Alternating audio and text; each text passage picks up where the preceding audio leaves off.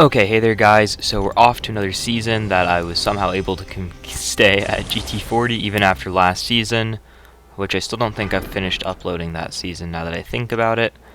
I'm one war behind right now. Schedule's just been crazy, so I've been struggling to get the war videos out. Hopefully I'll be able to get out second war tomorrow morning when I wake up. So right off the bat, I have this long shot here with aggression prowess. Really, the only thing I have to make sure with this is that he doesn't get his good luck. Or not good luck, pure of heart. Because if he gets to pure of heart, then that's when it becomes an issue if he gets to SP2. Up until that moment, it doesn't matter. The guy has 5 out of 5 MD, pretty high limber, looks like 4, but it's nothing too crazy for rank 4 Archangel with this, and I'm blocking a lot of the SP1s just to be extra safe. As you see there, I have the indestructible boost, and because I was worried if he got to an SP3 with the prowess up, so I had that on just in case. And it worked out because I thought I parried him, but then I didn't. So it was a good thing I had it. Right here, moving up. So now it's time for the next champion, which will be a thing fight, which always fun. I've been getting a lot of thing over the past like 2 seasons, which is not something I had a lot before that, but I don't mind using thing. He was one of my earlier on rank 3s, he was one of my early champs that I like devoted Sig Stones into, mainly for defense, but it's nice getting to be able to use him here. Here, I was about to talk smack to someone I know in Salty, but then I realized how my last season went, and talking smack leads always to one thing, so I decided against that. Plus, I had to wait for someone to drop a pre-fight for me, so I just was making sure that all my boosts were still good and going. As you saw, I put on some okay boosts because Salty last season was pretty much top 3. Kind of was top 3. Top 5, though, I think, in the end. And, again, after just last season, I just wanted to have a good start, because I feel like when I have a good start, when I have like a good couple wars, I get into it, I feel like I play better overall. Even if I have one death, I don't let it like get out of hand. So I just wanted to make sure I was playing nice and clean this war especially, and you can kind of see that in my play style. I'm playing very, very slow, very, very careful, just in case of any issues. This is a really odd one, but I really love the torch synergy for Thing. It bothers me when at 20 rock stacks or something, if you parry again, it makes it so you don't gain the Fury, but Torch, I love that just synergy, that's really all it is. So this fight's going to be a little bit slow, even though Maw is a little bit squishy, and Thing has some damage, but it really takes a while to get going. When you see his crits go off, they go pretty hard. There is one thing I do know now, though, about this matchup. So right here, there was that chance where I did those 2 mediums. I could have thrown a heavy, but I learned that lesson in Battlegrounds, I think it was, like literally that week, was sometimes it's better to not rush it and try to avoid the falter to speed up your fight by a couple seconds.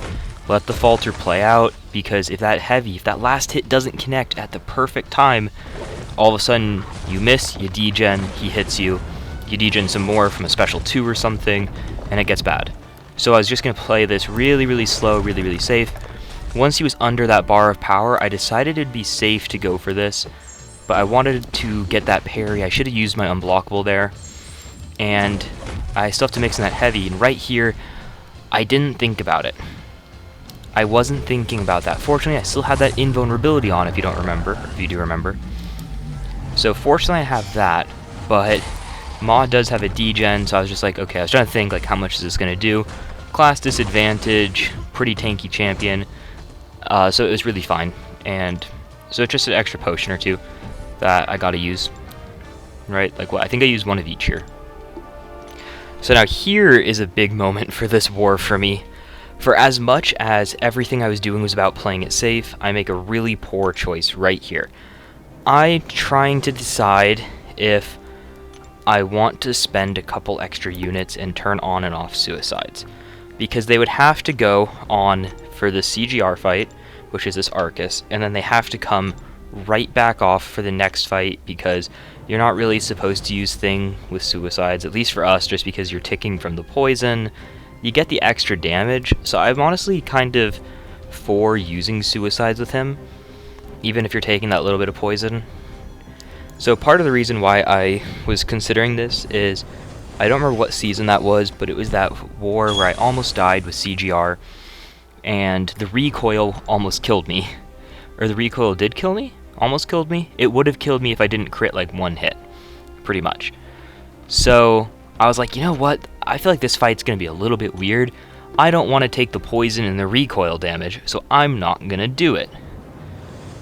And that's like pretty much like right where I am. Like this isn't sped up or slowed down at all. I'm just showing it how it was then. So I wait a couple seconds. I'm like, man, one eye open. And part of my thought was like, okay, if I put on suicides, I'll take more damage from those first couple parries and those hits. So I'm like, you know what? I'm not going to use suicides here. Let me put on this Power Start 1 boost. Ooh, so some notes I would have for this fight is I would want one of two pre-fights, preferably both, honestly, of a White Magneto and an Odin. But honestly, just a single White Magneto pre-fight would have made this a lot better. Like dropping my Archangel and using a thing for long shot. Because look at these shocks. I have to go in because I can't parry him consistently. I'm at 5 shocks, 6 shocks, the 2 armor breaks, I have cold snap if I get close. And I'm also struggling because I don't know when a parry is going to stick. And that's a really important detail for this fight because I don't have the White Magneto, so as you see, like the fight goes fine. Not fine. I can talk about it because the Magneto fight, I've done it before, this is a really easy fight. So I can't use my heavy because he has max limber because this is tier 1 war. Everyone runs minimum 4, probably 5. So if you're not instantly on that heavy, right, like I use a parry heavy champion a lot. I use a fair few of them. I know how to parry heavy in war. So if you don't get on that heavy right away, like right away, it's an issue. It just is an issue. So there, I have to wait out and see if he shrugs it off. Right, I can't be starting to charge it if he shrugs it because it also like it triggers and then it shrugs. So I have to wait that split second to see. So now I can no longer heavy, and he wasn't shrugging it off. So then like on the second one, right, if he'd shrugged the first one, okay, so what? I go in for that next combo, and then I have that heavy free to go. And so then I'm also missing the aptitude. So I don't nullify his power gain buffs, which gives him a bit of extra power. I don't power lock him as well. And then a big one is now I'm also taking all that cold snap extra damage whenever I was close to him during the special and stuff. And so just because no White Magneto, all of that happened. And then I should have put on suicides because then that first SP2 would have just put me all the way up to like SP3, and part of that wouldn't have even mattered. But I was also still getting a little bit greedy with my unit use, so I shouldn't have done that. I probably should have put on suicides and either just like used it for this fight and then did some arena after it, or just turn them off, turn them on, or turn them on, turn them off. But yeah, I would prefer for that fight to have one of the two pre-fights, because the one just lets me like hit him and heal from the shocks pretty much, instead of like just die when I get 6 shocks on me somehow, and the other allows me to comfortably use my heavies and stuff, which can also manipulate RNG better. And this fight, as I said, it's a very basic fight. I really just don't want to knock him down outside my SP3. I'm a really big fan of using things SP3 in war. I feel like I should have used it earlier in this fight, was something I was thinking about once I used it, that I should have used it earlier to just go in and go crazy, because like, look how hard you hit here. Like your base hits, you're doing that 4k with no crit, 8k with the crit, and I should have also just continued going in hard. When I have rock stacks, I'm definitely a little bit more aggressive. Which, a little bit of a spoiler, I have Thing versus another Magneto, I believe it was, in this war today. And I'll show a nice use of my rock stacks in that fight. But yeah, this fight's just about over, and this is the last fight of the war. So I had a really nice start. It was very nice to see Salty for the first war. They're a really good alliance, as I said at the start. They were very, very good. Very good.